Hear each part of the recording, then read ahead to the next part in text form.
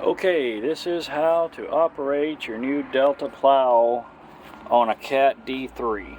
Sorry for the lighting, but it's not very light in here. And anyways, so if you look here, you see this knob. This is your shaker control. Lift up on the bottom and push forward very gently and find your RPM that you need.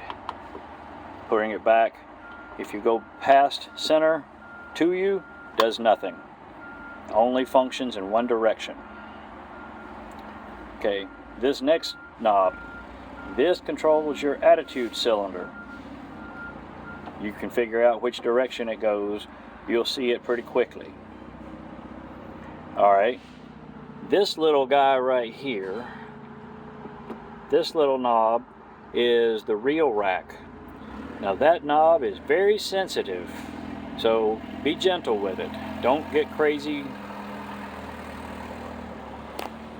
If you look at the main joystick, obviously forward and back is your lift controls for the plow. Left and right is swing. That swings the whole plow from side to side. This thumb button moves the shaker box, the steer of the tractor. These buttons don't do anything.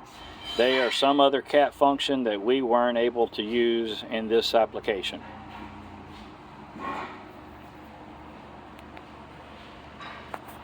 To start the hydraulics, you have to push this button just once after the machine started. And don't forget the park brake. I can't tell you how many times that one tripped me up before you can move the tractor. Headlights, but everybody knows about headlights.